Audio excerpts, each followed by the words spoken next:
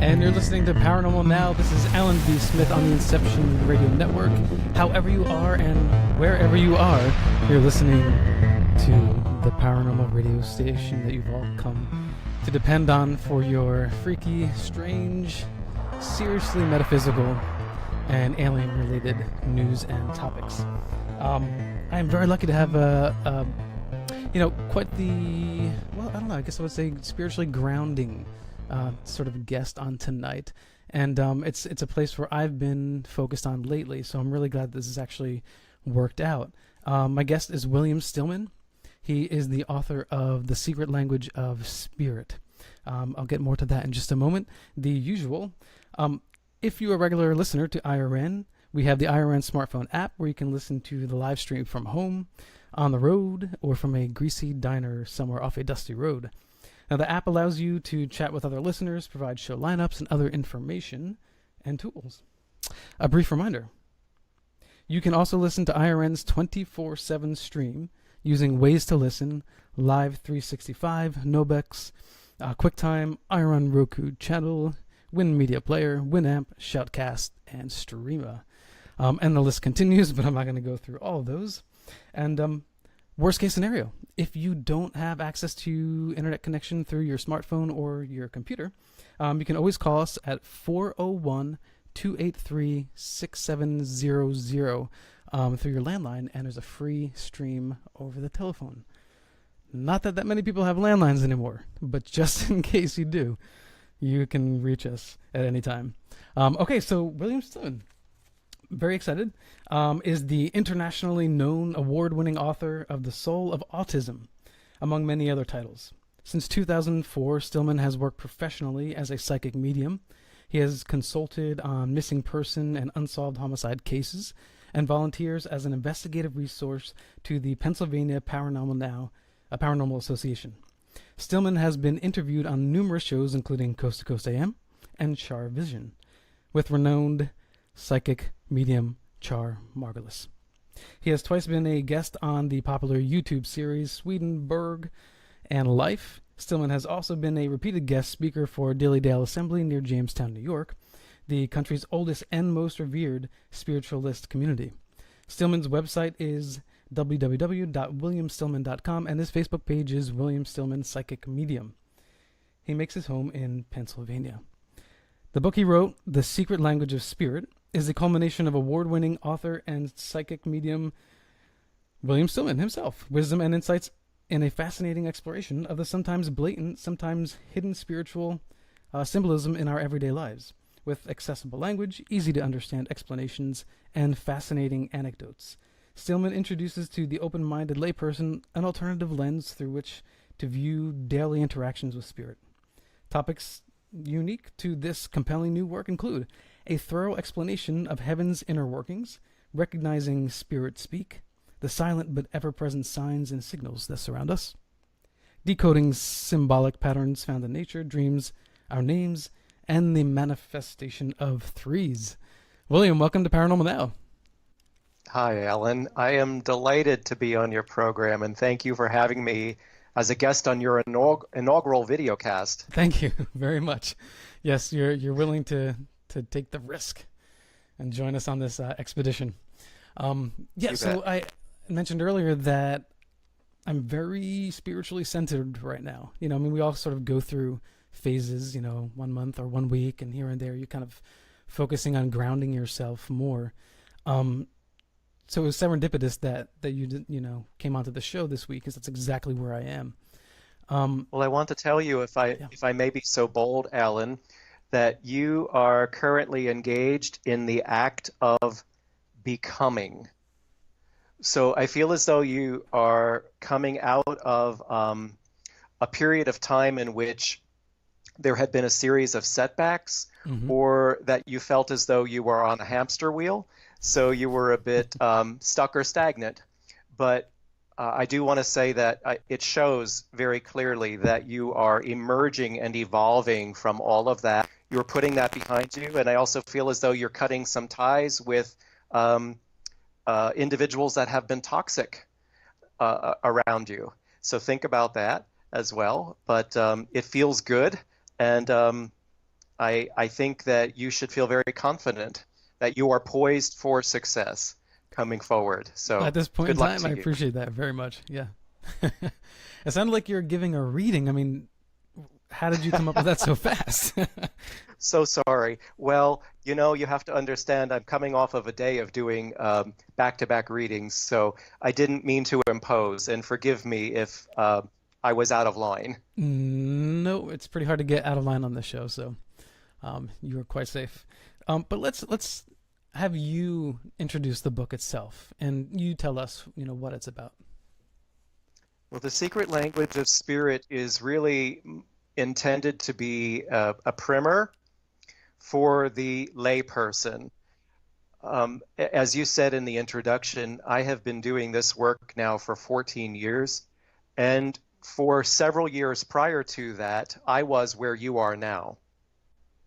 And so I was also engaged in the act of emerging and evolving and becoming.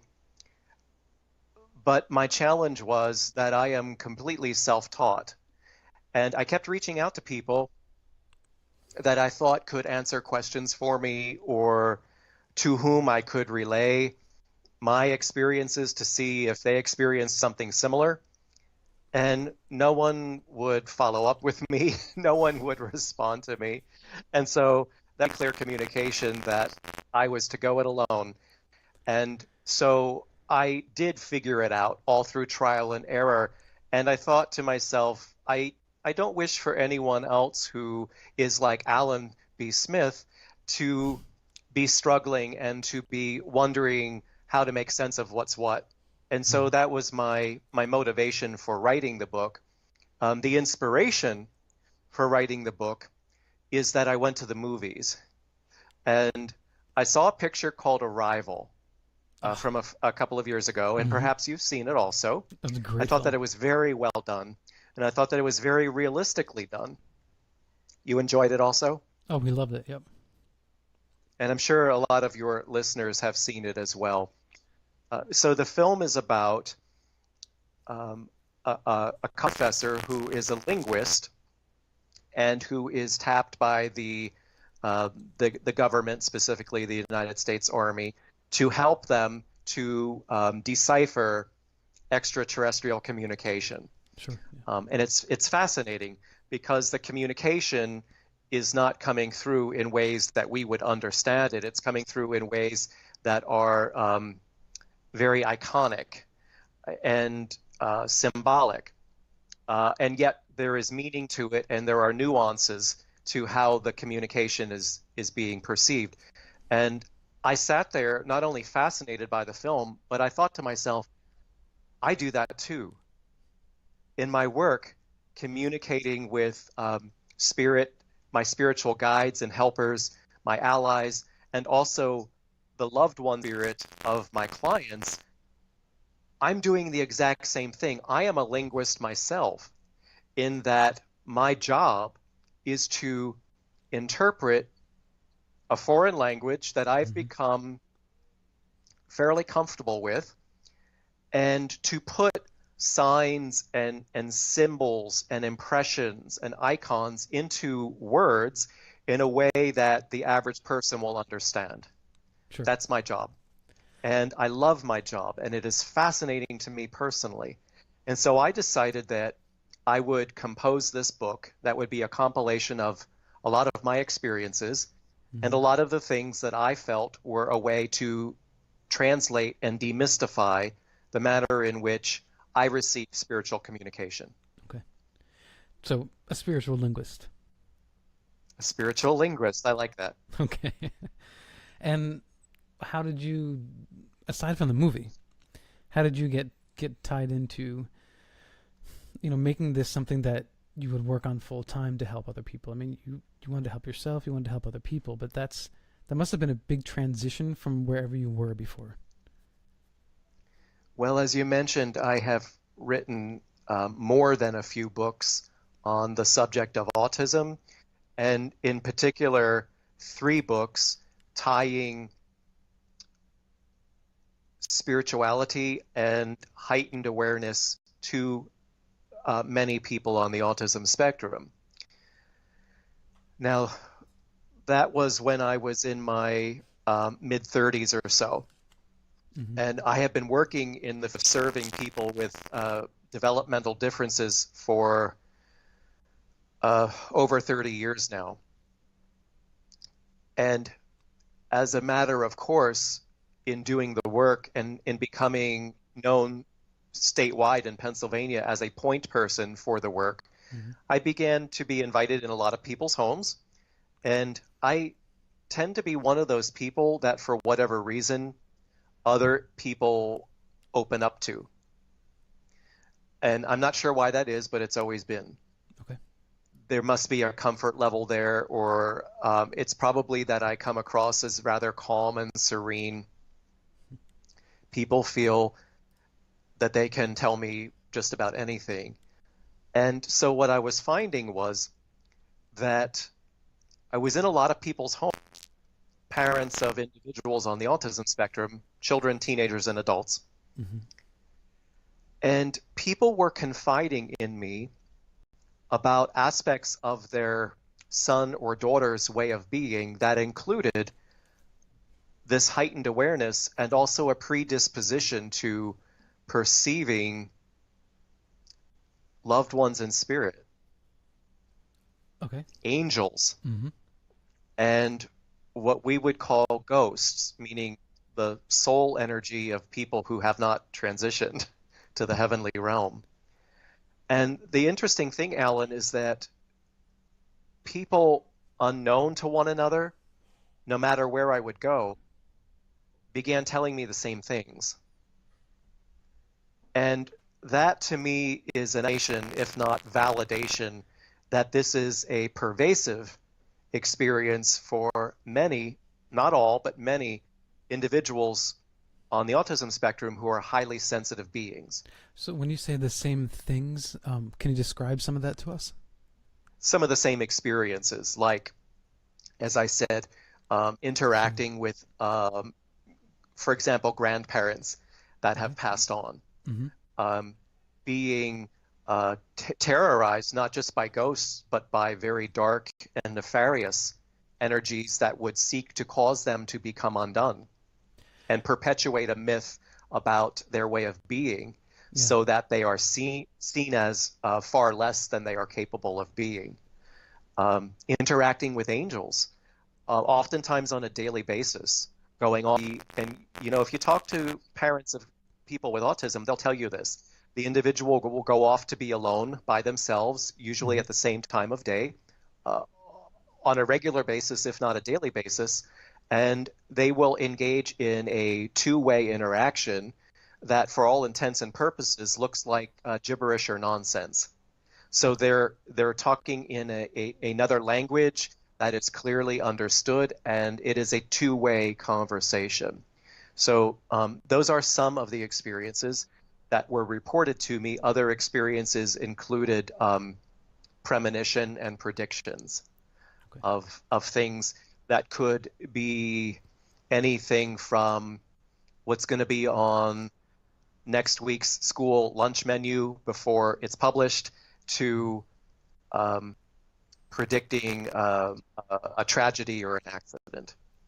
Right. Right.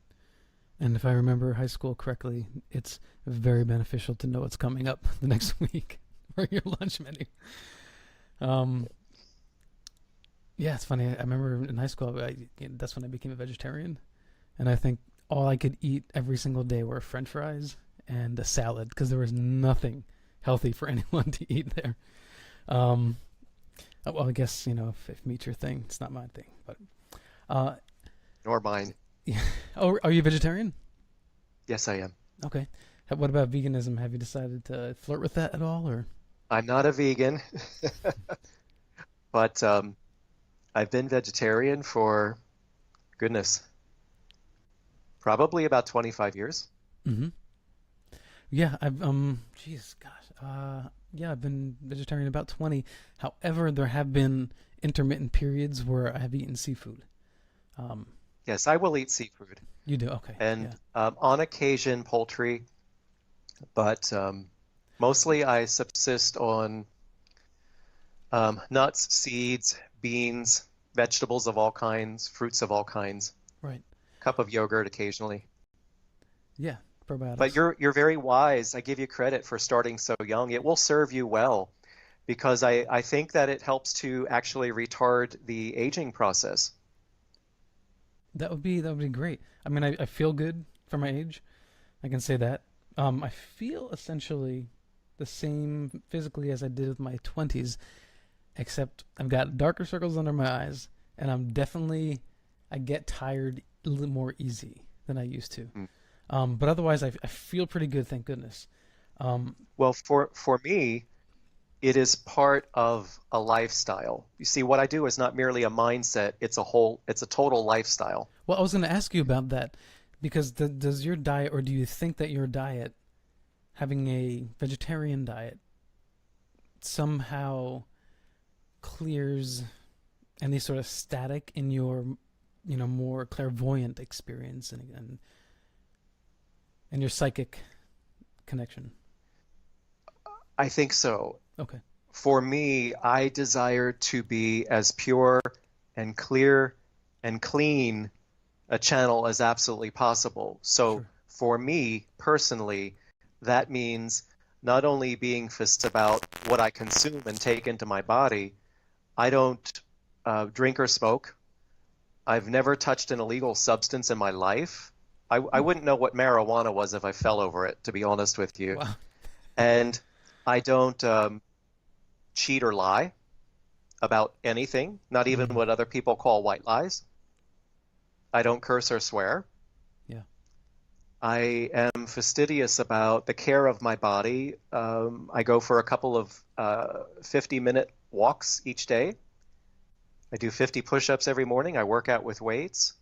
And I also incorporate prayer and meditation at intervals throughout my day. So you see, Oh, okay. it's not a mindset, it's a lifestyle. Yeah, I agree, and I do feel that honesty is very important. I don't know what it's like to be psychic, but I do know You'll that get there. for my own You're state on of your way. mind, well, that would be fantastic. You're But getting there. in my own state of mind, like you said, I have this weird. Well, I shouldn't call it weird. I just have this focus now on even doing my absolute best to not even tell a white lie. That I feel like not just authenticity, but being honest. If I really work hard at those things, then I feel better, and my communication and energy exchange with other people is better. And you're full of less fear, less anxiety, that sort of thing. You also need to be mindful about who and what you expose yourself to. So if you're the kind of person that likes to watch zombie shows, or you play a lot of violent video games, or this is tough for guys, you have to really watch pornography. You have to be really careful about that stuff because some of that can get really, really dark, and it's very easy to get drawn into that. Yeah, You, you have to be really careful about toxic people around you, also, people who are constantly seeing the glass half empty yeah, instead of half full. That's what I was talking about when I said I think you're in the process of sort of weeding out certain aspects of who is around you, and that can yeah. include family as well. Yeah, no doubt. Um, it's interesting. Uh, well, I won't go down that road, but yes, things are going better for me in that regard. And what But I about want to you? I mean, you've come so far in your growth spiritually.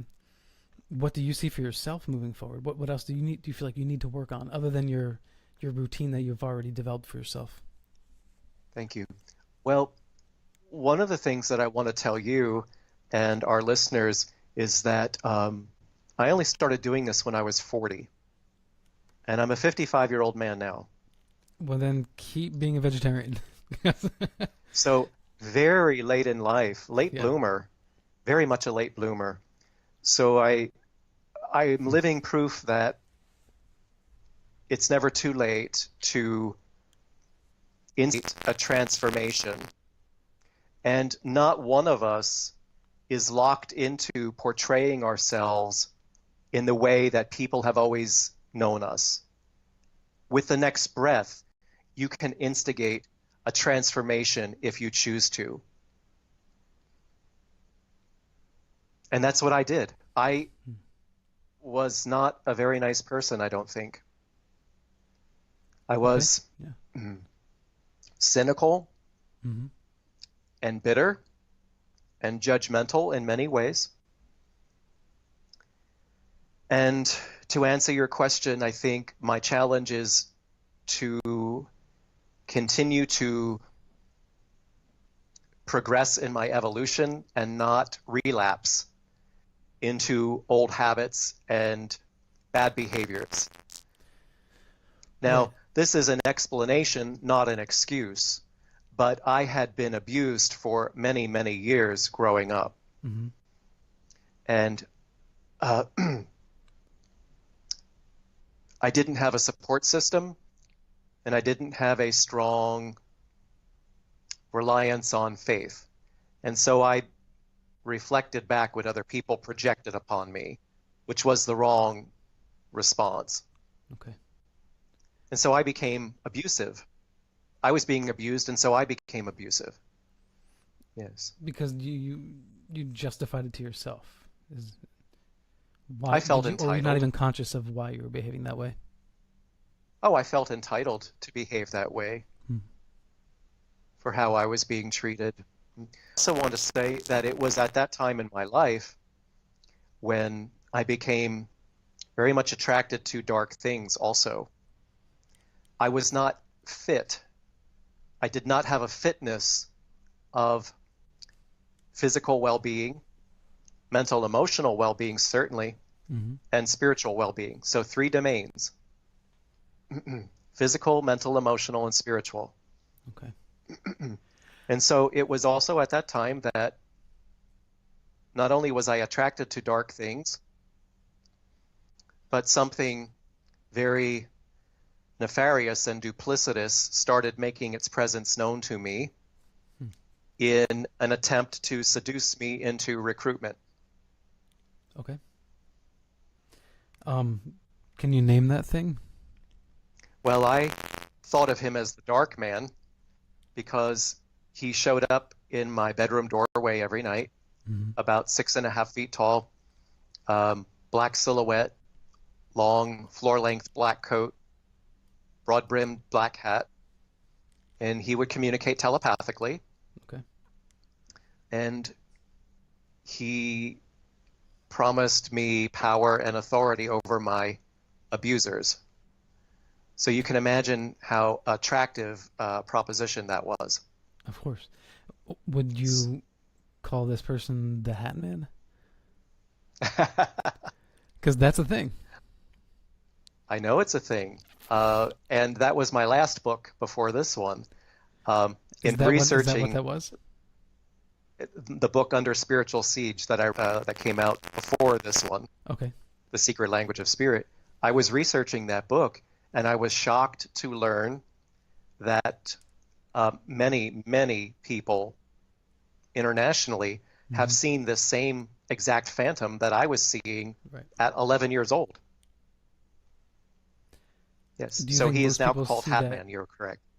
Well, do you think most people see this figure starting at an earlier age? Does it not matter? Or is it sort of random? I think that he, in any of his mutations and variations, preys upon people who are weak and vulnerable. So I don't think your age matters. Okay.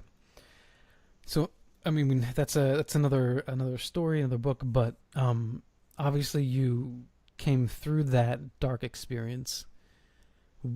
What got you through that experience? Almost didn't make it. Well, what got you through it?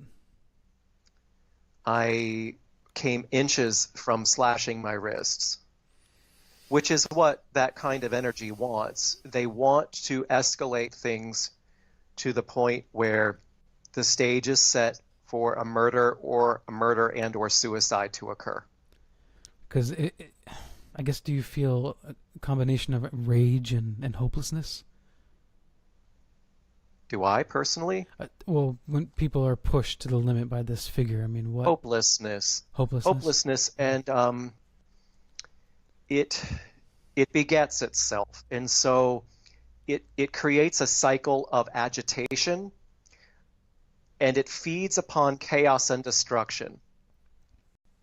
And so if someone is already grappling with mental illness, if someone is already grappling with addiction, it will prey upon that and escalate it, right? So it's seeking a weakness. It's looking for your Achilles heel, sure. Right. And you say addiction, but could that be even just despair of losing a loved one or something else?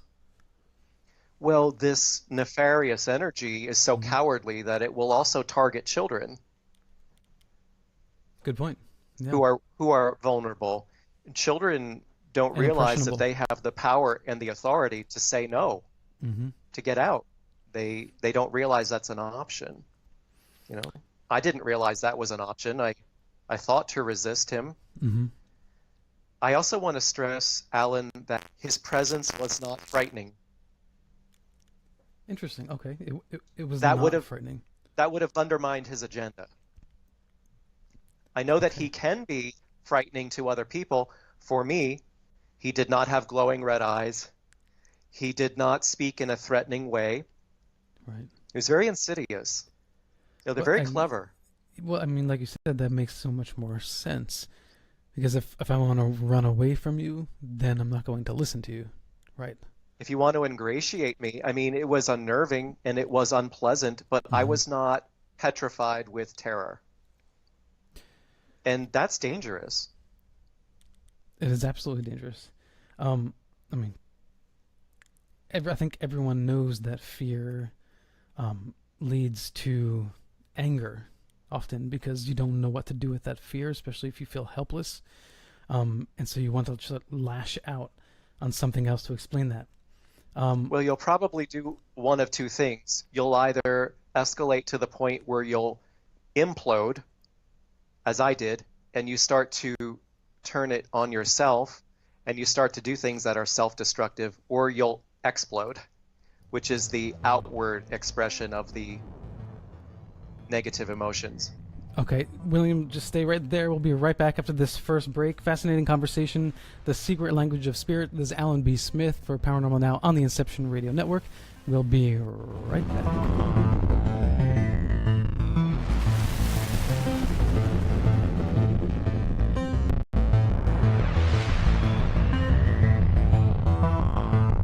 You didn't forget what's coming up tonight, did you? Hi, Inception Radio Network listeners. This is Amanda. Never miss that interview you were looking forward to or the show on your favorite topic. Follow IRN on Twitter, I_R_N, and get reminders about the evening's live shows as well as fun and important updates throughout the week. That's I_R_N, and never miss a great show again. Hello, Inception Radio Network listeners. This is Amanda. Remember, you can take your Inception Radio shows on the go. Just download the Inception Radio Network app for your iPhone, iPad, or Android smartphones and access live shows, past shows, guest lineups, and much more. Just visit the iTunes Store or the Google Play Marketplace and download it today for free.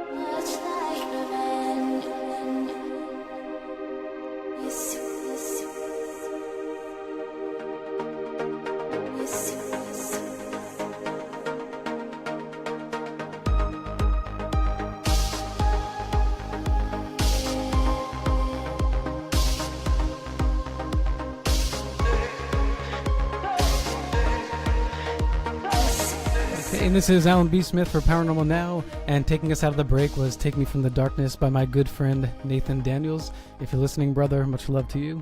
My guest tonight is William Stillman, author of The Secret Language of Spirit.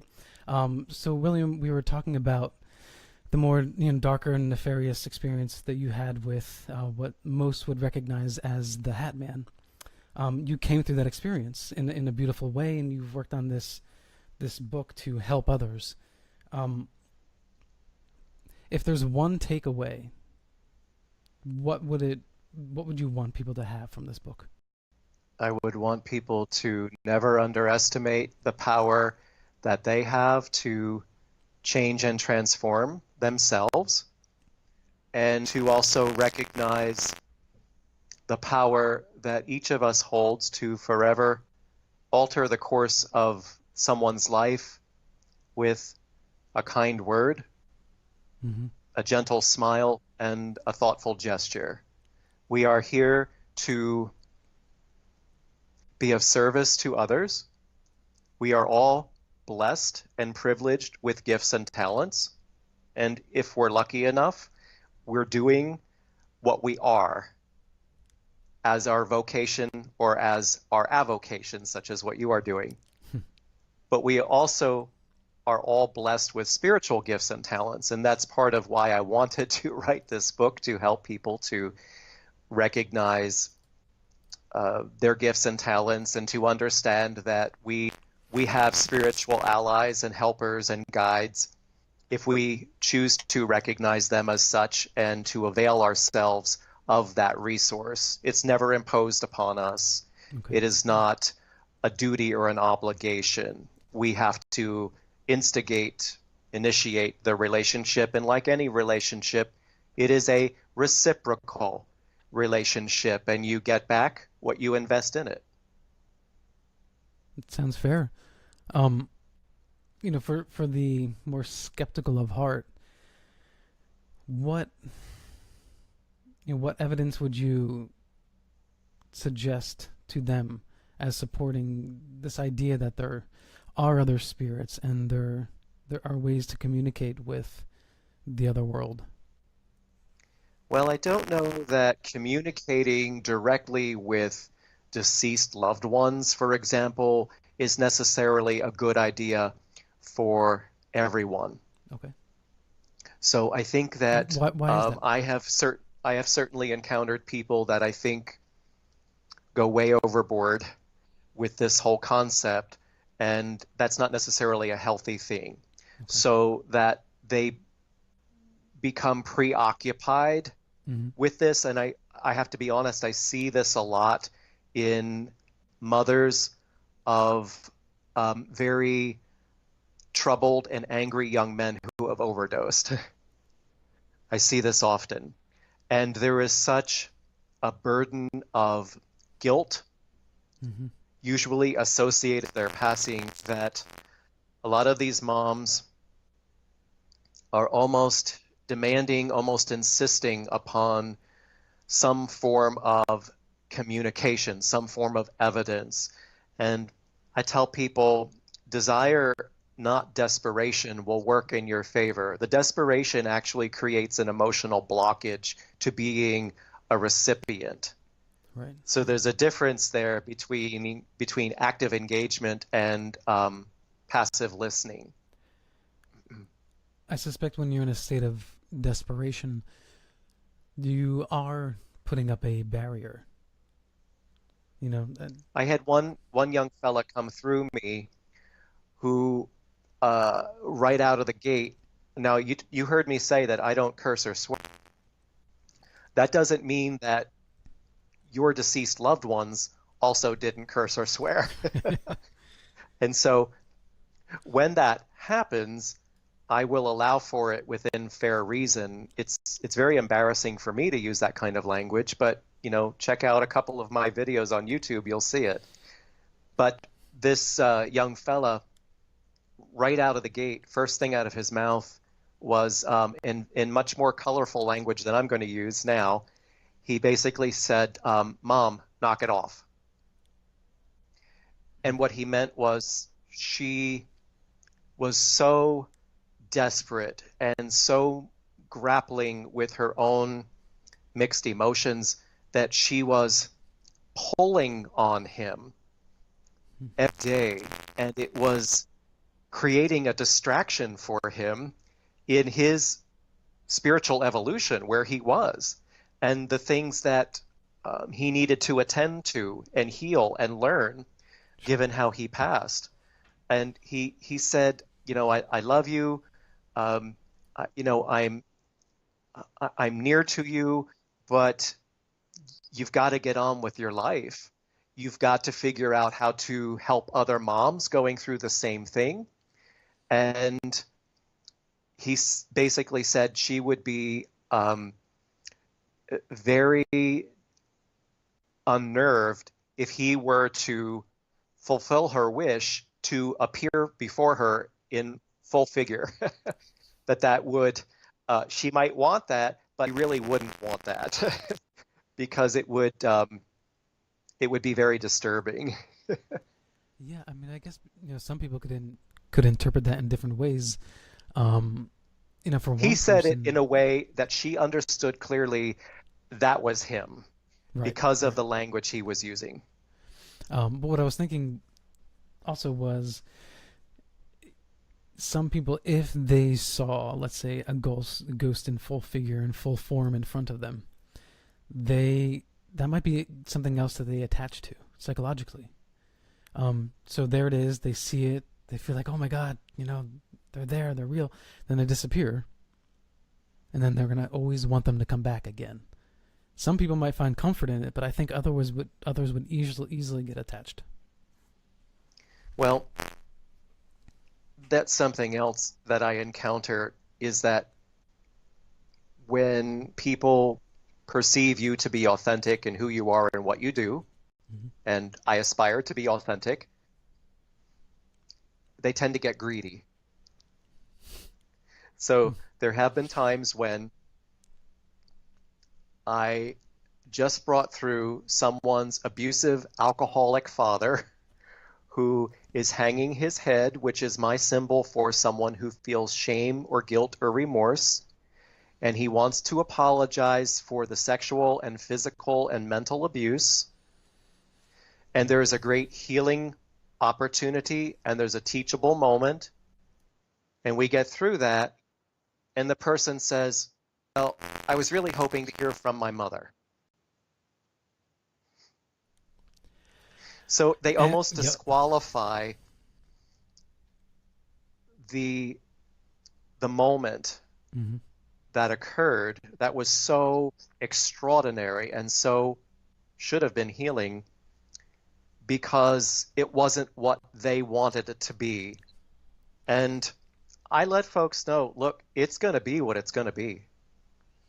And once I say a blessing with you, it's out of my control. I turn it over to them. And what does it feel like for you when you're receiving? Can you repeat that, please, Alan? What does it feel like for you when you're receiving information? It often feels joyful, glorious, elation.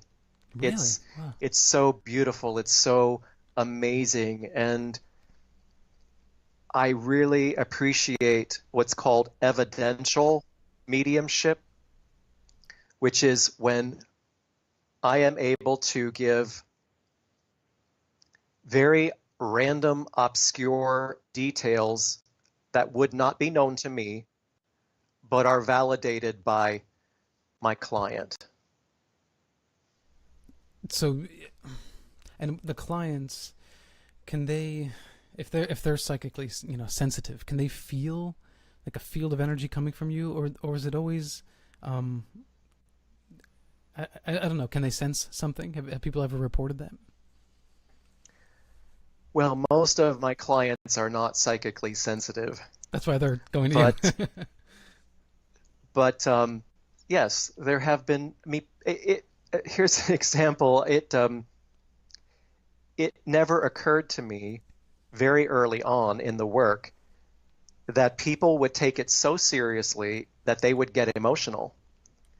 And I learned very quickly to always have a box of Kleenex wherever I go, because people are moved by that reunification. My job is to be an impartial third party. And so I try to remain emotionally disconnected from the process. Sure. So it kind of startled me at first that people were weeping and releasing a lot of emotion that they had harbored. But it's a beautiful, amazing process. It's a healing process. And I let people come to me once a year. And that's it. Once a year only. Okay. Yes. Yeah. Yes. But when they come back, it's amazing. Some of the validations that they share of things that have come to fruition, or how the first session was the impetus that created a transformation for them, or a healing for them.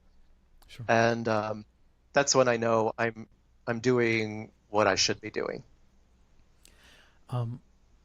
Your experience with working with autism, do those kids have in your experience, have like an extra sensitivity to for lack of a better word right now, the spirit world, because they have trouble communicating with people here?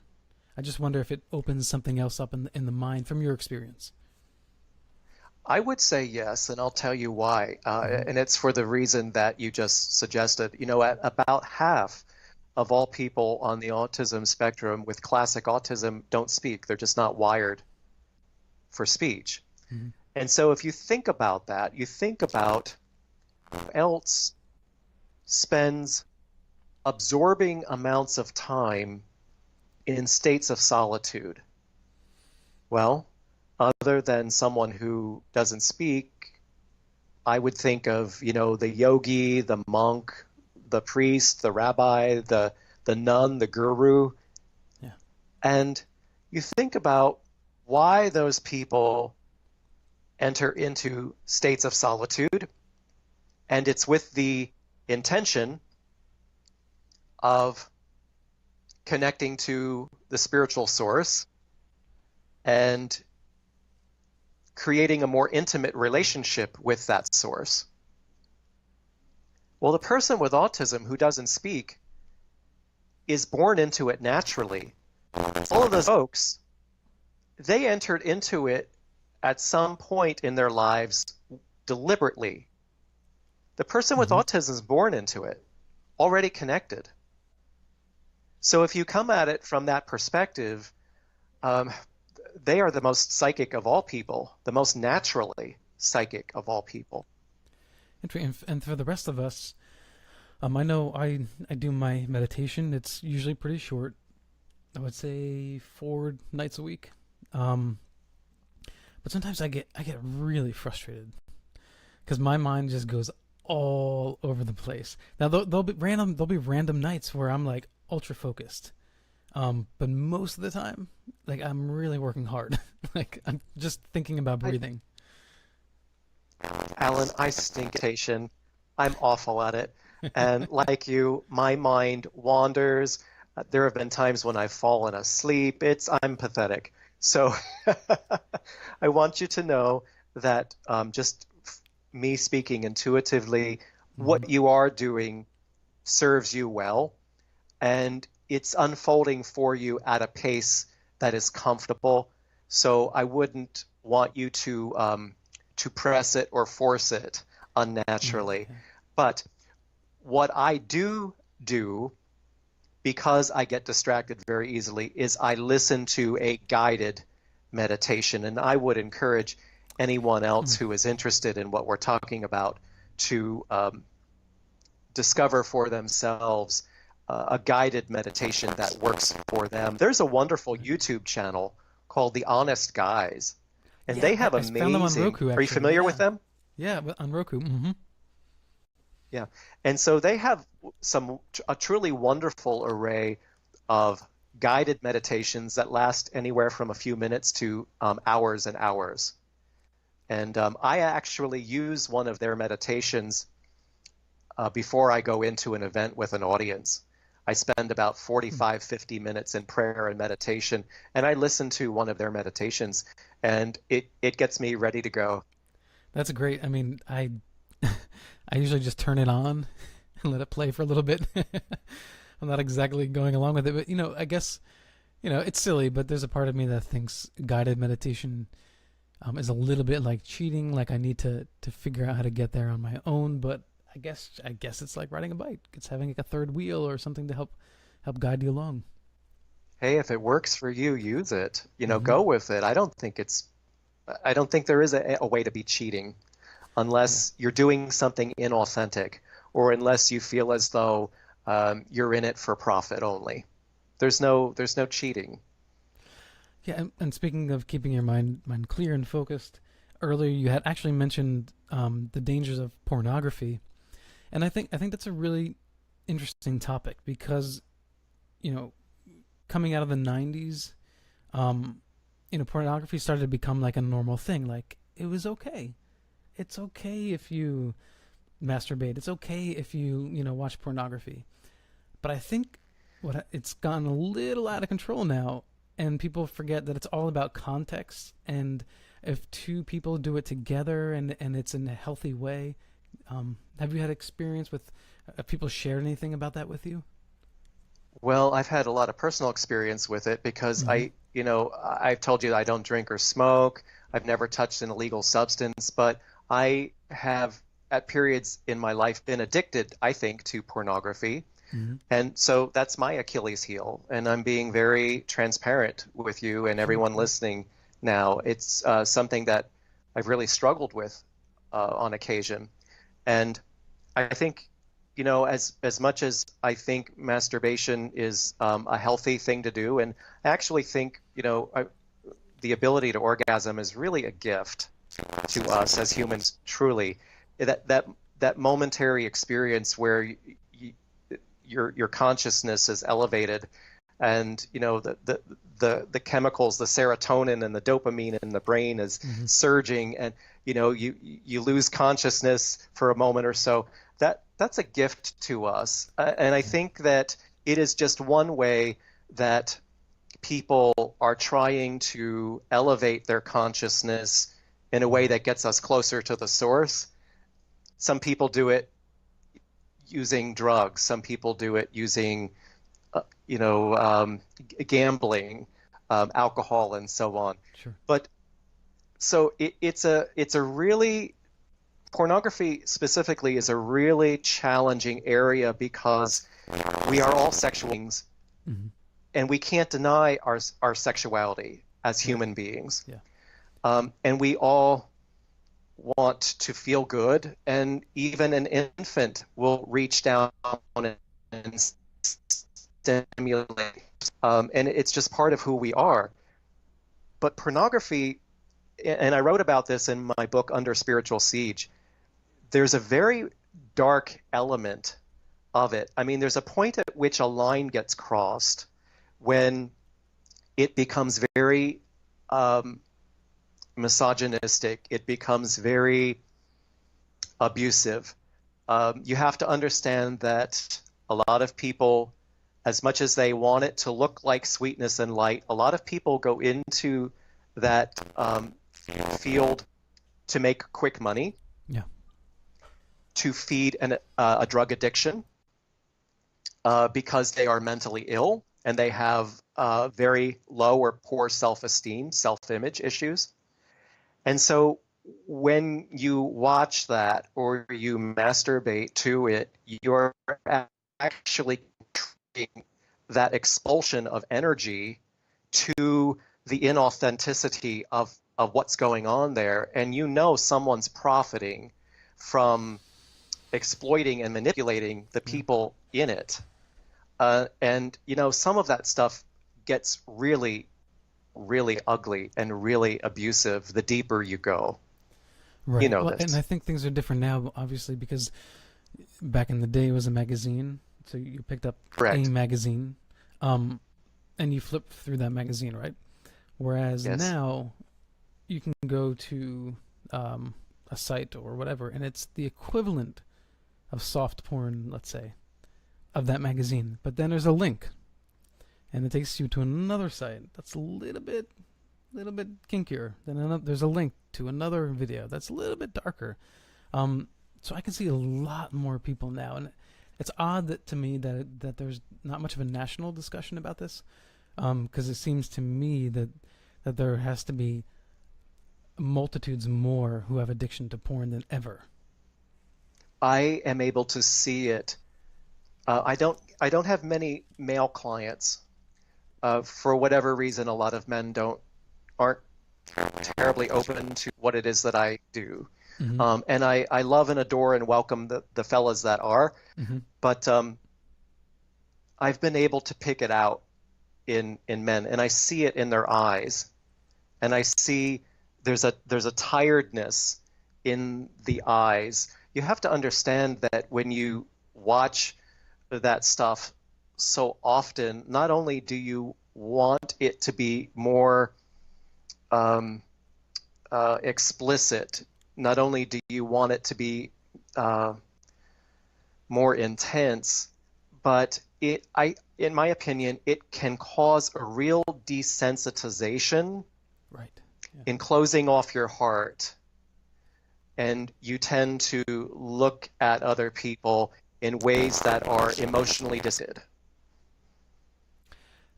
As a spiritual person, are the chakras themselves very important to you to focus on them and their functions? Not terribly, Not so much. not for me personally. Right. But right. the curious thing about that is that I can see when they're a bit off in other people, because they're spinning, but they're spinning in a way that's wobbly, like a loose tire on a bicycle or a car. So it's curious. Yeah, I have a strange affliction with learning the chakras.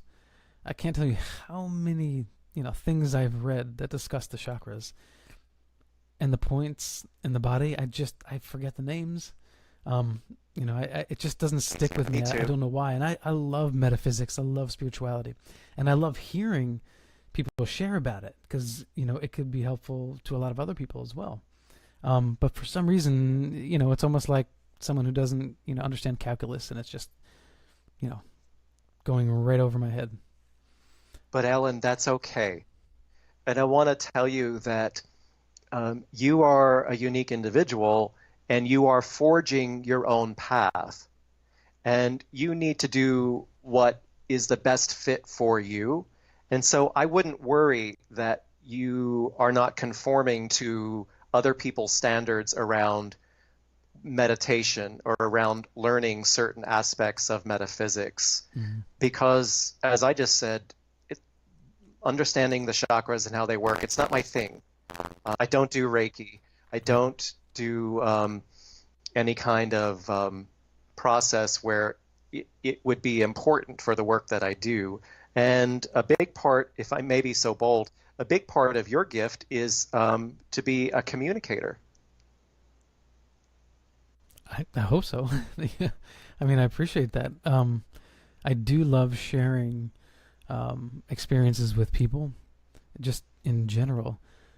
And it's an interesting time to be a professional, because back in the day, right, there was a certain protocol that you followed, certain sort of clothes that you wore, certain way you presented yourself to people. And now you can walk into the same place. I can communicate with one person, just totally casual, totally open to myself, in a way that wasn't comfortable. I wasn't comfortable with doing years ago. And even just now, more recently, I'm feeling okay with that. But my vocation job, I work with a wide range of ages, right? So one moment I'm speaking with someone who's in their early 20s, and we're working on something together, generally creative. Then the next moment I'm working with someone who's in their 50s. Now, I can interact with them exactly the same depending on their personalities, but there tends to be a little bit more of a guarded stance with people from an older generation than the younger generation. That's not a blanket statement. But, I think that trying to be as authentic as you can be a slippery slope, because you can open up too much to the wrong person and be too much of yourself and in the wrong place. What do you think about that?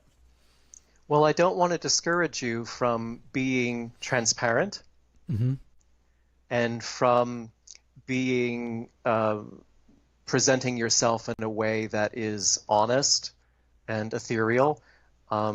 Your experience hasn't been my experience, but we're very different ages, I suspect. But I have to tell you also that I don't spend a lot of time around people, to be honest with you. Well, in the business and so, sort of world like that. The work that I do with audience or one-on-one with clients is about the extent of it. I spend a lot of time alone. Yeah. I mean, in that way, you're very fortunate because you have people that are coming to you, trying to open up or are open to you. And that's a beautiful thing. So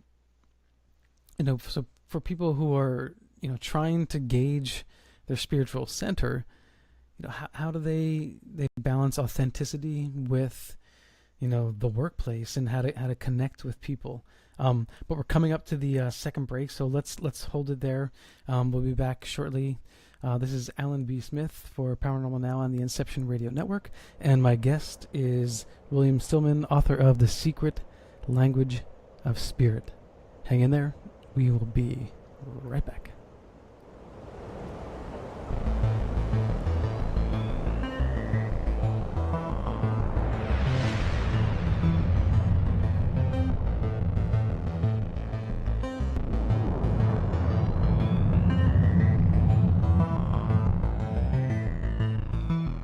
Forget what's coming up tonight, did you?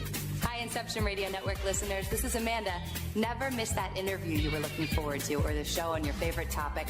Follow IRN on Twitter, I_R_N, and get reminders about the evening's live shows as well as fun and important updates throughout the week. That's I_R_N, and never miss a great show again. Hello, Inception Radio Network listeners. This is Amanda. Remember, you can take your Inception Radio shows on the go. Just download the Inception Radio Network app for your iPhone, iPad, or Android smartphones and access live shows, past shows, guest lineups, and much more. Just visit the iTunes Store or the Google Play Marketplace and download it today for free. You didn't forget what's coming up tonight, did you?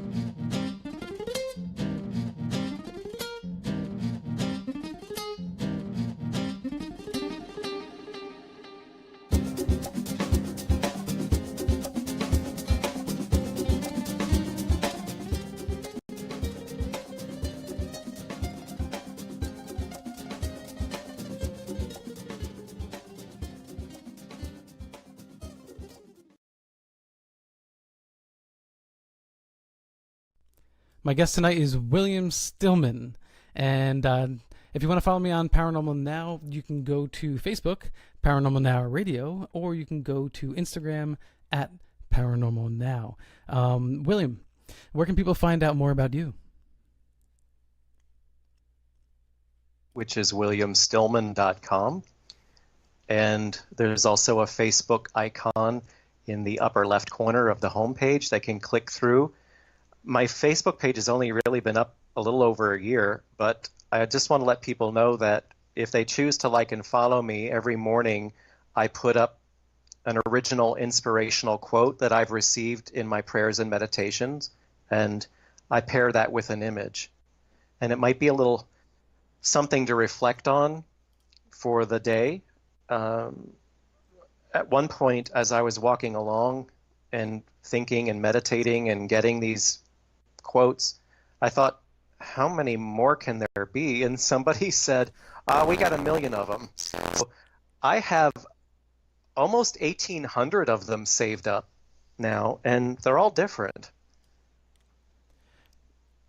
1,800? And you've read through them all? Well, I've got them stored up, and I put one up on my Facebook page every morning. So you read them as they go. That's awesome, though. Yeah, I mean, every morning I start off trying to read something that's a little bit, uplifting or inspiring, something more spiritually Well, there you centered. have it. Yeah. Perfect. All right, so let's get back to the secret language of spirit. Well, you were asking a question about the workplace. Yes. Let's not forget about that. So that is an important question. And It is because, are you in New York City? Yes. Mm-hmm. See, anytime I go up to New York, it's a very different energy, and it can really be overwhelming. There's just a lot of noise. Yeah. It can be very congested, and you have such an intensity of a mix of personalities. And I think one of the things that's very important to do, and I've recommended that people do this who are grappling with different personalities in the workplace, before you leave the house in the morning, say a prayer, or if you don't pray, say a little blessing or a little meditation or a good thought, and throw a veil over yourself. Imagine visualizing a beautiful, luminous shield that you cast over yourself from head to toe, and it is intended to protect you, to insulate you, and to defend you, and also to repel and deflect anything that is not serving your greater good. Get in the good habit of doing that, and you may see a real difference in how your interactions are with folks at work, particularly folks that can be challenging to interact with. Mm-hmm. Yeah. But I've had a lot of people have success with that. Yeah, I years ago in an acting class, that was similar to one of the exercises we would do. It's sort of imagine like a green healing light starting at the top of your head and going all the way down to your feet. Yeah, and that does help you feel a little more calm and comfortable, and it does give you a sense of protection. Do you think there's a literal protection there? Yes. I've had what is the form have of that this conversation. I'm sorry, Alan. I've had to have this conversation most often with people who are in the business of touching other people. Mm-hmm. So hairdressers, massage therapists, chiropractors, dental assistants, mm-hmm. because a lot of times they're touching folks who are struggling with issues of wellness, sure. are struggling with addictions, or who maybe are not very nice people. And you always run the risk of leaching some of that negative energy onto you, right, and bringing it home with you. I had this conversation not long ago with a young woman whose boyfriend is a police officer. And we were talking about that phantom earlier, the Hat Man. Mm-hmm. She was having some real unnerving, frightening things happening. And I said, I have to tell you intuitively, I feel as though your boyfriend is bringing something home with him because he's constantly interacting with people who are not nice people, who have addictions, who are struggling with mental health, and I feel as though something's leached onto him and he's bringing something home. So the negative energy can transfer to you. I wonder when you go to a place like a dentist and, someone that works there has just like an not an over, but an enormous amount or an abundant amount of, positive energy and like friendliness. I wonder, if that's sort of like a defense mechanism, to sort of like keep away. Not that they're not friendly people, but to be like that for 8 hours a day, that's tough. I feel like you have to almost make a conscious effort to be like that with all the cranky, uncomfortable people that have their mouths being ripped open, Yeah. And the same with I don't nurses, think too. I don't think anyone actually looks forward to going to the dentist, but I actually envy people like that because it's not natural for me to be at that level of energy, even though I think that I am an optimistic person and a positive person. But to be that gregarious and demonstrative, as you said, for hours on end, to us it seems like it would be exhausting, but I think for some people it does come naturally. Yeah. And I admire that. Yeah, no, I do believe that. And I wonder if they are, aware of the benefit of that. Are they conscious? How many people are conscious of the fact that I'm around a lot of unhappiness, and I need to protect myself? I think that people like that are probably aware of the effect that they have on other people. Right. And that we are wired to respond to kindness naturally. And so I think that people like that are probably well aware that they have a positive influence on people that they're encountering. That's what I was talking about earlier when you said, what's a takeaway? And I said, I would like, among other things, for people to realize that we all hold the power to transform other people in ways that are very gentle and simple and subtle. And it could be as easy as being in line behind someone at the grocery store and they're complaining about the weather, and you flip the conversation in a way that's proactive and positive by saying, well, it could be much worse. So those poor people grappling with the wildfires in California, or the poor folks in New England, they're buried under so many feet of snow. There's always a way to flip it. And I've done this consciously with people who are chronic complainers, but without saying anything that I was doing it. And they eventually sort of get on board, even unbeknownst to themselves, and they start talking in ways that are more demonstrative and positive. It's an interesting experiment to try. Yeah, and I think we also try that experiment on ourselves as well. There's times when I'm speaking and I'll catch myself being, ultra cynical, and then I'll do that. Well, it's not as bad as it was last week, and well, that's a sign of your spiritual growth, though, too, I think. I hope so. That you were conscious and aware of it. Yeah, but I still kind of like having a little bit of a cynic in me. A little bit of sarcasm I think is okay, but some people would disagree with that. I think some people would say, no, just get rid of it. It's toxic. Maybe it is. But living in New York, it does kind of help you cope a little bit. Dealing with like that hectic, chaotic, kinetic energy. You can feed off of that energy, but it could also, be damaging to you at the same time. In your experience,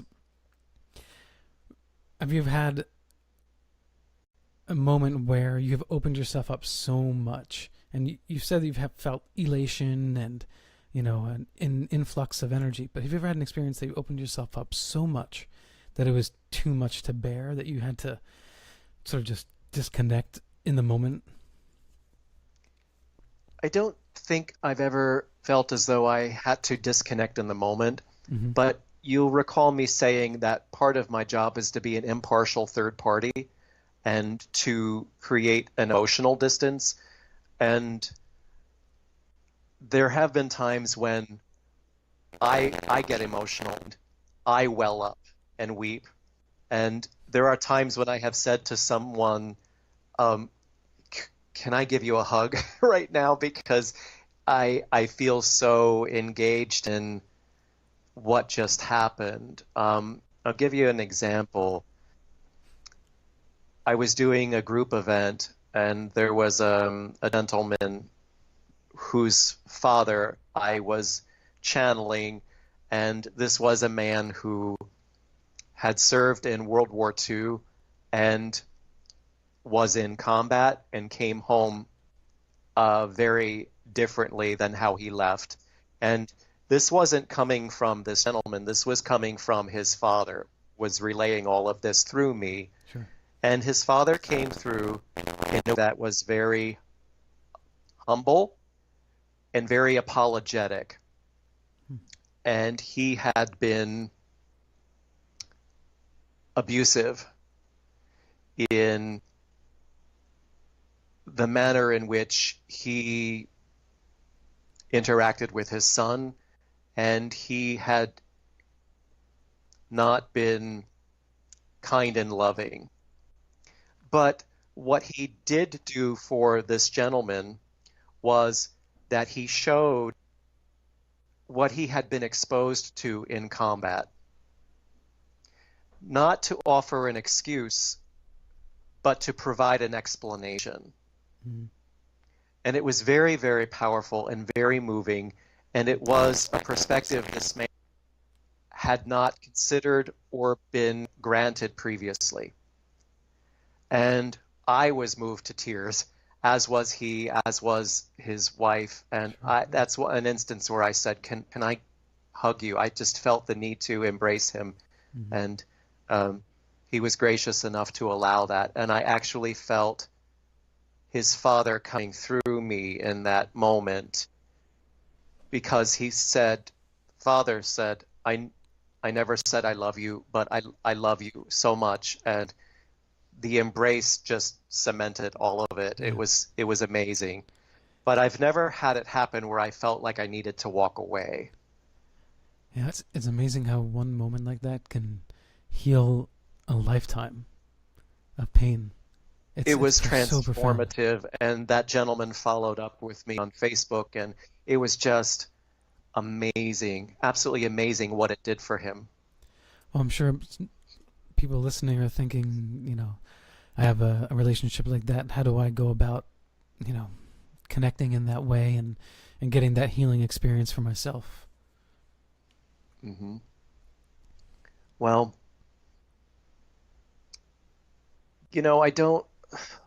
my job is to work myself out of a job.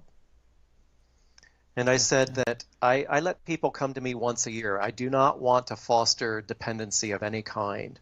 Mm-hmm. And I've actually said to people, after today, no more psychics. So I would encourage people to have faith in their faith and to trust in their own intuition. And you don't need me to connect with a deceased loved one. If you think of that person, if you try to reconcile the emotions that you feel in the relationship, if you have an object, particularly a metal piece of jewelry that person used and wore, and you hold it, that will all help you to send your communication to them directly. And you may not get the answer or the feedback that you want in that moment, mm-hmm. but it may come when you least expect it. It may come in the form of a dream that feels very lucid, that feels very vivid, in which there are opportunities for some of those unresolved issues to be illuminated. Yeah, one thing we haven't discussed tonight is the significance of 3. So what is the significance of 3? Well, as I say in the book, Alfred Hitchcock, the master of suspense, the famous director, said, if you want an audience to retain a critical piece of information, you have to show it to them 3 times. The first time is something that you might see, but you might overlook it. The second time, you might think it very odd and possibly coincidental, but the third time it happens, that's definitely going to grab your attention. Right.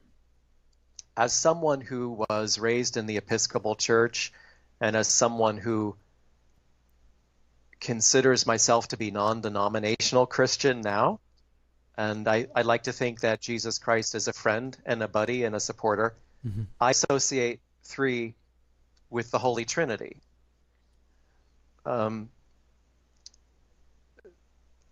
If you are aware and attuned, you may see 3s in the form of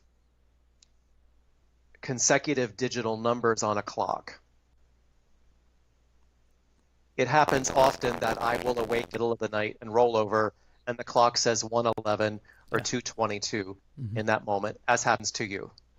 But isn't that just coincidence though, when you see the numbers on a clock? Well, how many times in a 24-hour period of time is there that 60-second window of time where your attention is going to be distracted to the clock in that moment? I don't know. I can't. So think about it that way. But I get the point. Particularly, there's only 10 times in a 24-hour period that can happen. But also think about the manifestation of 3s in other ways. For example, for the longest time, I was seeing 3 black crows on a regular basis. Really? Wow. Out on my walks. Absolutely. And even to this day, sometimes I'll see 2 go by and then I'll say, okay, where's the third one? And usually there it is, not far behind. That seems much more, or much less coincidental to me. That seems like nature is giving you a sign. There's a very powerful story in the book connected to the occurrence of 3s and an experience I had with ladybugs. And my interest was piqued enough that I actually researched the symbolism of the ladybug and what she represents, and how the following week that had total relevance, not for me personally, but for the message that I had to deliver when I was in the home of a family of a child with autism. And it was a meeting that I tried to postpone for another 2 months. And I'm sitting there, and long story short, it took a while to get to this place, and there was a lot of extenuating circumstances. I didn't want to be there. But I'm sitting there, and I'm taking notes on my yellow ledger tablet. This little oval shape falls on the tablet, and I look down, and it's a ladybug. And I very surreptitiously brushed her to one side, and I thought I was very smart and clever. And I said to myself, well, if 2 more show up, it's going to be a sign. 24 more showed up. Of course, yeah. As I'm sitting there, this army of beetles starts to shower down over me. It got ridiculous, Alan. I don't know where they were coming from, but everyone in front of me had their mouths hanging open like, this is the strangest thing we've ever seen. And this poor woman, the mother, she was mortified because it was my first time in their home, and she said, please don't think our house is infested with bugs. I had one on my fingertip at that point, I think, and I said, no, it's okay. Because her life is so short, the ladybug symbolizes releasing frustrations and trusting. Right. And I've also heard, is the ladybug not like a sign of like loved ones from the spirit world, or? That part I don't know about for sure. Okay. But it had relevance for that family because they were about to divorce. And this was the week of Thanksgiving. Mm-hmm. So Mom said to Dad, "You can stay through the holidays, but after that, I want you to pack your bags and leave." She said, "The only reason that we didn't separate sooner is because we were waiting for this evening with you." Now, this was a meeting that I tried to cancel. This was the meeting that I tried to postpone and reschedule for another 2 months out. And there I was, and the message of the ladybug was pure and true, right there, literally in our... And it all made sense for them, and they recommitted to the relationship. That is beautiful. There's a lot more detail to it, which you can read in the book, The Secret Language of Spirit, but it's a beautiful story. Right, and there are other beautiful stories as well. Have you had an experience where, things have not turned out healing, that the information that someone received had a more disturbing, an unsettling effect on them?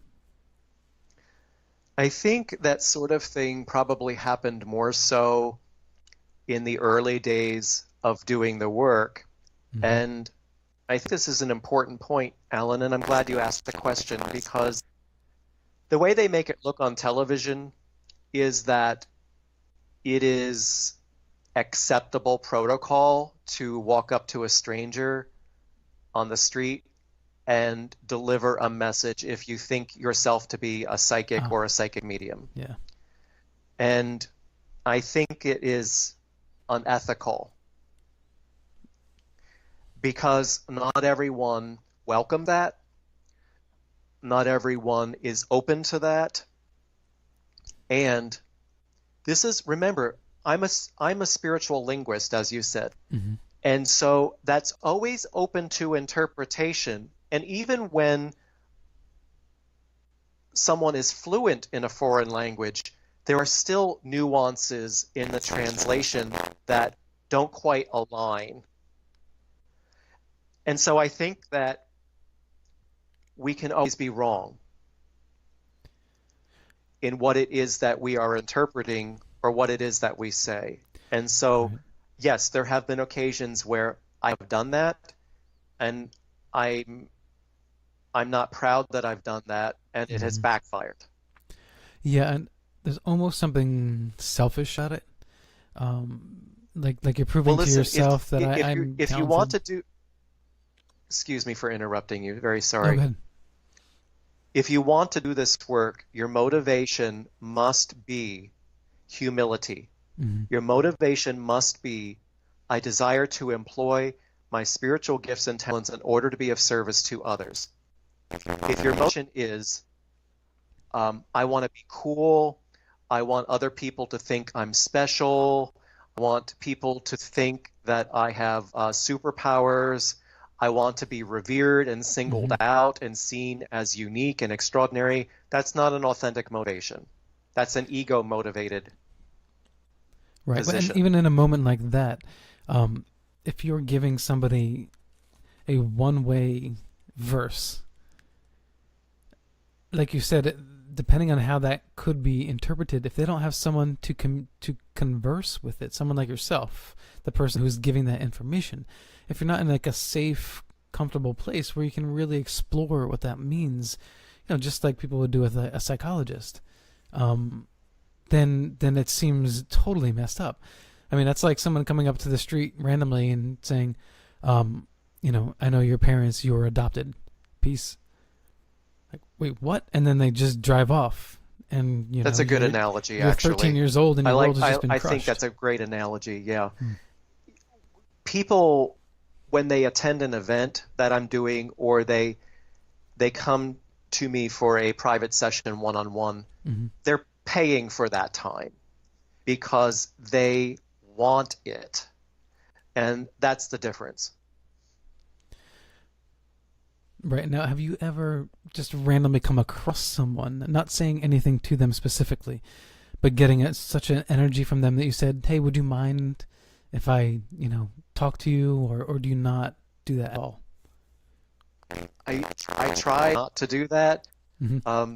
If I feel as though I'm connecting with someone emotionally, if I feel as though I can tell just intuitively that someone is really a good and kind and decent human being, and I have a conversation with them, Yeah.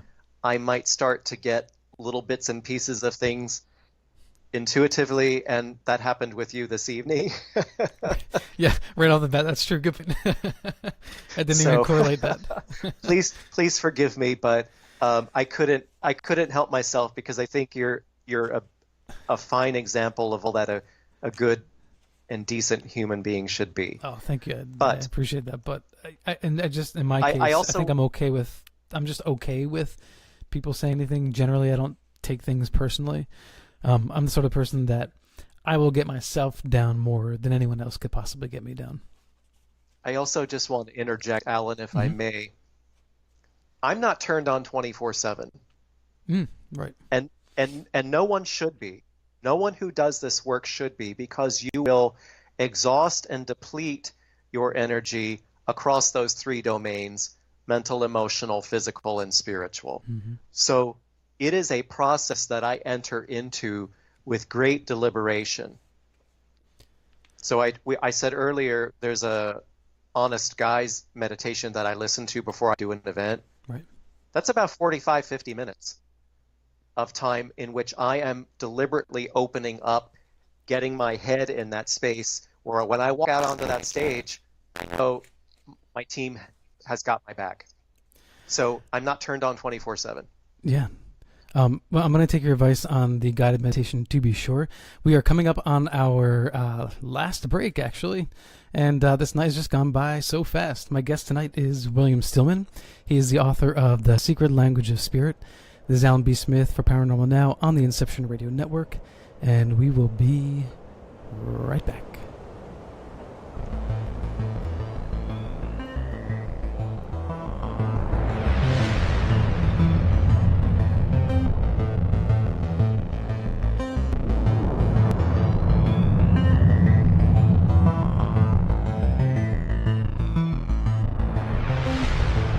Forget what's coming up tonight, did you? Hi, Inception Radio Network listeners. This is Amanda. Never miss that interview you were looking forward to, or the show on your favorite topic. Follow IRN on Twitter, I_R_N,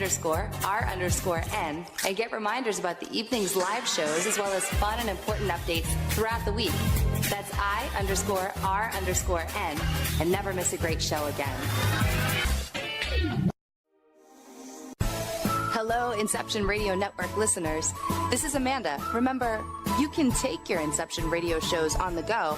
Just download the Inception Radio Network app for your iPhone, iPad, or Android smartphones and access live shows, past shows, guest lineups, and much more. Just visit the iTunes Store or the Google Play Marketplace and download it today for free. And I'm back with my guest, William Stillman, The Secret Language of Spirit. As a friendly reminder, you can go to Amazon. It's that easy. And you can get The Secret Language of Spirit. And you can find out ever more than we are speaking about tonight, that we're trying to cram in as much as we can. This has really been a fun conversation for me, William. I want to thank you for being so forthcoming and open. And, we've probably abused the word tonight, but authentic. So how do you think people can work towards being more connected to their own authenticity, aside from meditation and before you had mentioned the protective light? What can they do every day? Well, I think that one of the things that people need to discern is, as we were talking before the break, what is the motivation for desiring to access your God-given spiritual gifts and talents, because we've all got them. So if it is that you are desiring to be of service, if you are called to benefit other people, and this have to be something extraordinary, this can be something that begins with where you are in your own household, in your own family, in your own community. And it doesn't have to be a top-down or an outside-in thing. It can be an inside-out type of approach. But I would strongly encourage anyone who desires to tap that aspect of their personhood to invest time and energy into becoming an improved version of your old self. It's not something that happens to you so much as it's something that you initiate, and it occurs in partnership with you. As we said, it is a reciprocal relationship. It is a collaborative relationship. What really did things, what really set things in motion for me, Alan, was I said I'm non-denominational Christian, and I was raised in the Episcopal Church, but for many years of my life, I was very disconnected and indifferent about the concept of God. But I had some very unusual experiences as a very young child because I was exquisitely, painfully sensitive. And I desired to reclaim that sensitivity. And part of that required me, for my journey, it required me to reconnect with God.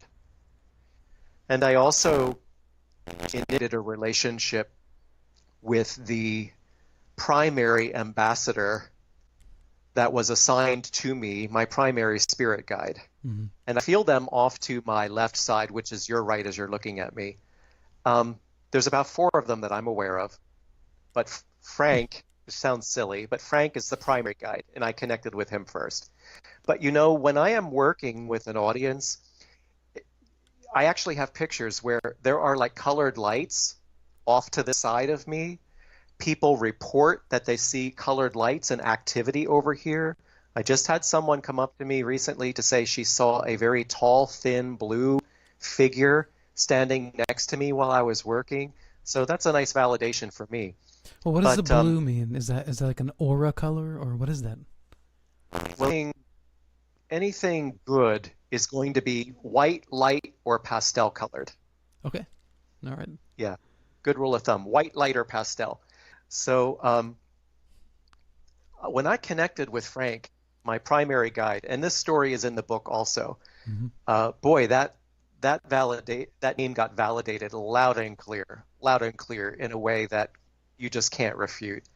And from that time forward, it was full steam ahead, and it was an amazing roller coaster ride of being tutored and mentored in dreams every night, being given problems to solve, being shown the significance of threes often, all kinds of little synchronicities. And I want to tell folks that I don't feel that when these synchronicities occur for us that we have to plague ourselves in worrying, what does it mean? Who's trying to contact me? How do I figure out what it is? I think what we need to do is just stop and say, I acknowledge it, thank you. Because I think more often than not, it's just an affirmation that you are who you are intended to be, doing what you are intended to be doing in that moment, on your path, on your timeline, as part of your journey. It's just a little mile marker. Mm-hmm. There are a lot of mile markers, though, aren't there? If you pay attention, if you are conscious and aware, and if you are not distracted all the time. What? Nobody does that. I have to tell you, I don't even use a cell phone. Well, you know, I posted on Instagram recently. I guess it was a little sarcastic, you know, but I said, can you be partially #woke? Because as much as I appreciate the sentiment behind it, and the hashtag of woke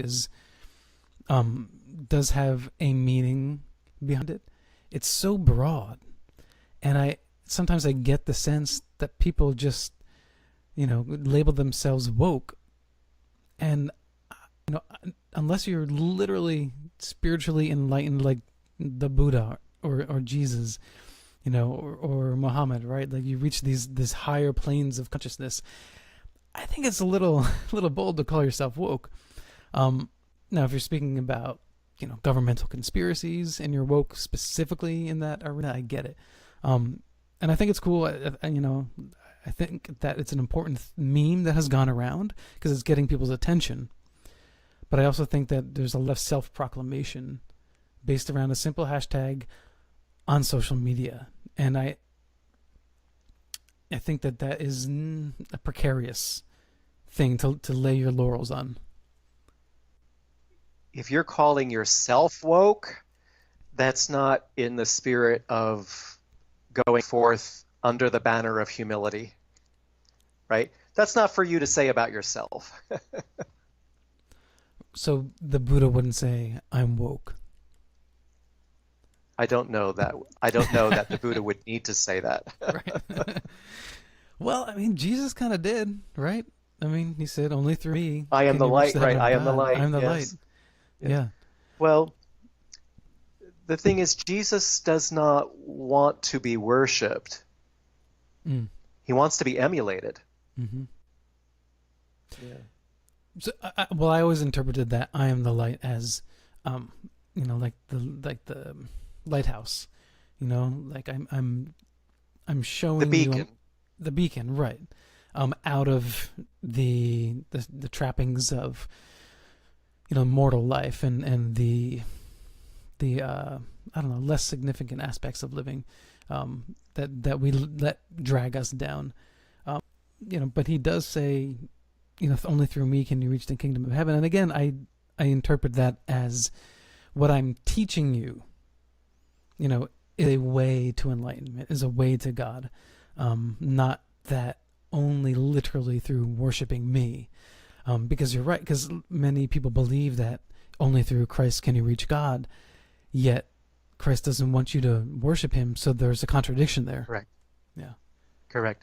No, I think that bottom line is that he was one of many teachers who have come to us to set an example for ourselves and to create a standard of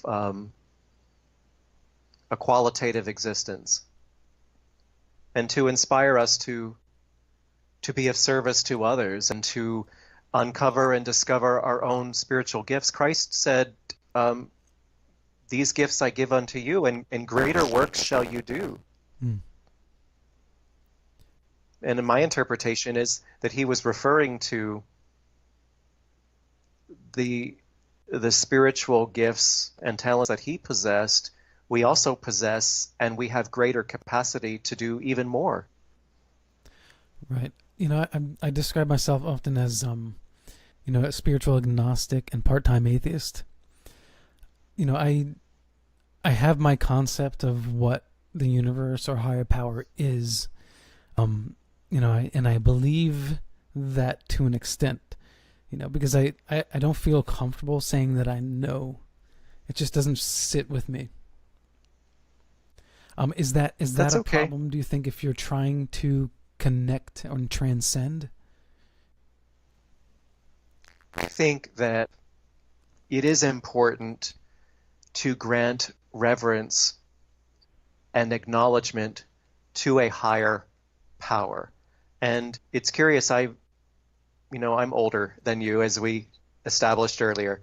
So I call it God, because that's how I was raised, and that's a word that I'm comfortable with. I'm finding that a lot of young people don't use that word. And I don't care what you call it. I don't care if you call it, Allah or the creator or the source or Wonder Woman. I don't care what you call it. But I think that it is important to humble ourselves in respect to this power that has put us here with intention and by design. And I, as I said, I'm on walks a lot, and there's so much that I see around me in nature that it just boggles the mind, the complexity of it, and yet the simplicity of it at the same time. Well, a recent article I was just reading that my father had actually just sent me This comes from National Geographic. These may be the first planets found outside our galaxy. And they provide an image. It says a new study gives the first evidence that exoplanets exist beyond the Milky Way. And there may be more than 1 trillion of them. And I have to ask you, because you're on Paranormal now, I know where you're going with this. do you ever get a sense that something non-human is communicating to you? It's happened. It has. It has happened. How do you face that? I actually, if you email me privately, I'll send you the transcription of it because someone documented it. Wow. Okay. And it was truly, truly extraordinary. And this presence, my eyes were closed the entire time, and this presence was actually singling out people who had questions, and it was calling upon them before they asked the question. It was answering questions before they were asked. Yeah. And it laid out this whole trajectory of why it was here, how and why people were being singled out, and that what was being perceived as a very dark or nefarious way of infiltrating our population actually has a benign and benevolent purpose to it. So it's very involved, and that's almost for another show, I think, because we don't have a whole lot of time left this evening. But yes, that has happened on several occasions. Several occasions with the same entity, if you will, or? Yes. Okay. I believe so, yes. Well, I guess in scientific terms, that would be repeatable. So it wasn't a one-off. This was something that was able to be repeated, which lends more credence to it being a valid and real experience. Yes, and the curious thing about it, Alan, is that I noticed this connection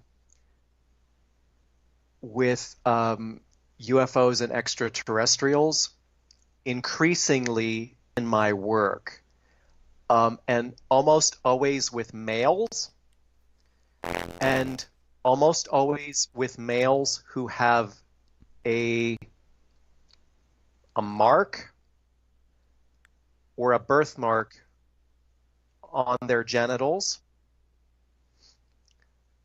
and in males who have a nodule behind one ear.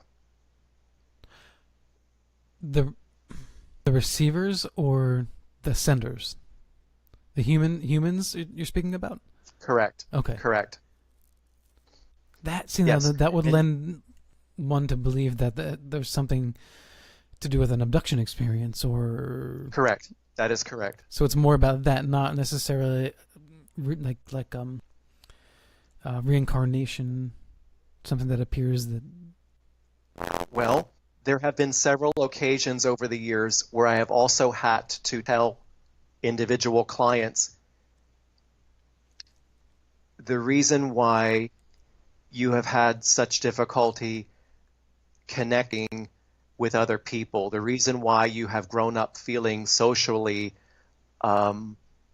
unaccepted, the reason why you don't understand people's ego-driven motivations is because you are not from here, that you are not accustomed to being human. And these are people, I know this is pretty far out stuff, but these are people that look the way you would expect them to look. They have long, narrow faces, they have eyes, thin lips, 2 little dots for nostrils. And this has happened 3 or 4 times that I can recall. And when I relay this information to them, they've all burst into tears. It just resonates with them so strongly. that being human is something that is foreign to them. It's not something they're accustomed to. Yeah, I'm trying to equate it to what a more relatable experience.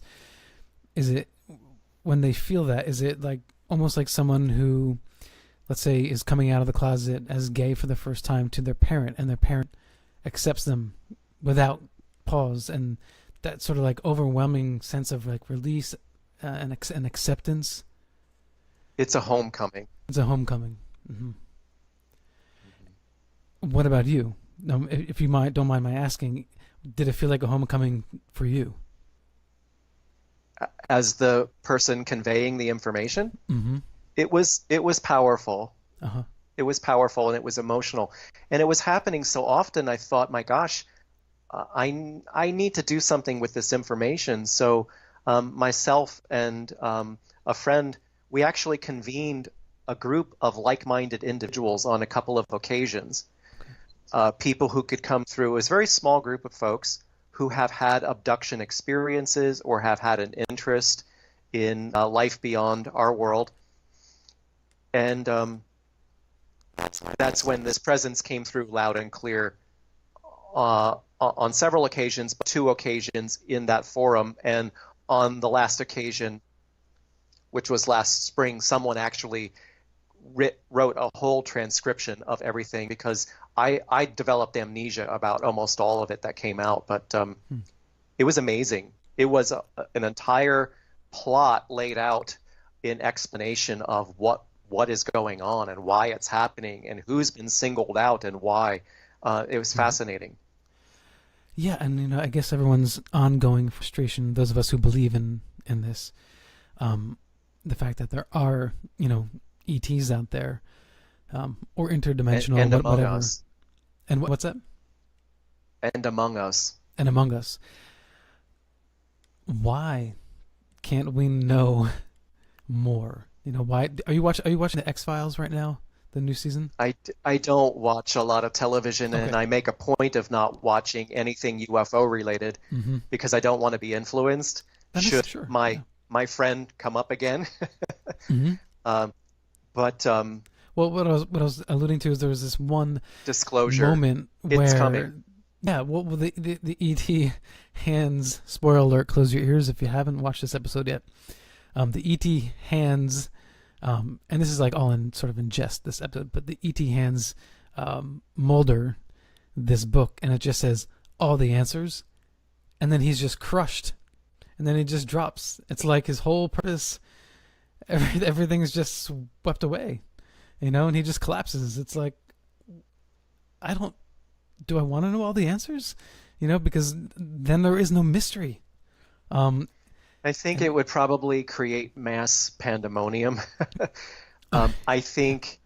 Well, there's evidence. I think it's unfolding very slowly, very surely, with great deliberation. I think part of the plan is creating for the layperson a comfort level. When I was young, it was Close Encounters of the Third Kind. And that was, over 40 years ago. Mm-hmm. So most recently, it was the movie Arrival. So in popular culture, I think certain things have been embedded to create an accessibility and a comfort level. And there's an increasing number of people who are becoming more open-minded and more aware. We're not quite there yet, but it's coming.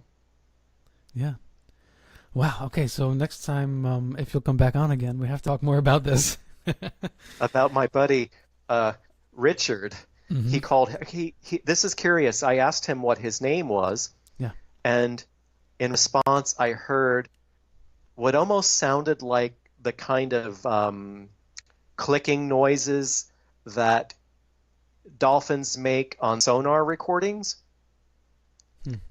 And so I said to him, I don't know what that means. I don't know what that is. Can you tell it to me in another way? And he said, just call me Richard. And I thought, Richard, that's very pedestrian. I thought, why not something a little more, I don't know, a little more magnificent, a little more presumptuous sounding. So I said, okay, I'll call you Richard. Well, I looked up the definition of the name Richard, and it translates to powerful leader. Okay, yeah. So I thought that was I would have had curious. no idea. Yeah, that's interesting. Also, when people come specifically to America, I get worked up about this, because my wife is from Europe, and people really struggle to say her name in America specifically. Americans have a very difficult time pronouncing her real name. So, when she first moved here, she used a very short one-syllable name, and a lot of people who come from other countries with languages that are quite different than the Latin based languages, or Germanic languages, even if they're from Germany, right? They'll change their names, they'll shorten it, they'll make it easier. Two reasons: it's easier to remember, but also it keeps the flow going, I guess. Like if someone's coming intergalactically, and you're spending time trying to figure out how to say their name, I think kind of missing the point of communication. Well, it also human created sense, that it's a little bit of a comfort level on my part in making this presence relatable. Mm-hmm. Yeah, exactly, and I can understand that from a more cosmic point of view. From a pedestrian point of view, I disagree with it. I think that Americans should just learn to say people's name from abroad if they can. Sure. Just take the time and do it. But sure, if you're from another galaxy, I'm cool. Richard's fine. I didn't know how to pronounce the series of clicking sounds. Right, exactly. It's a quite different language, right? People have this experience of a psychic connection from what they explain as ETs that aren't words, but it's more like images, symbols, and feelings. Did you receive that as well? I don't think so, no. I'm trying to think back on it. No, he was very, very eloquent, very gracious, very poised, highly psychic, and very much concerned that people in the group that had gathered together feel a comfort level with the information that he was providing. He was not there to spook anyone. He was not there to command authority. He was there almost as a peer to share information for an enlightened few who were able to hear it. Have you posted or blogged anywhere about this? I have not. Yeah, it's been very private. Sure. This is actually the first time I'm talking about it publicly. All right. Well, I appreciate you sharing that. Of course, if you do send me the transcripts, I certainly will not share that at all. I'd be curious to know what you think of it, because a friend that I trust, who recently initiated a conversation about all of this, unbeknownst to me, it was an interest of his, and I sent it to him, and he said, "This is spot on. This is spot on with everything that I'm reading. This is spot on with what I'm seeing on television." So I'd be curious to know what you think of it.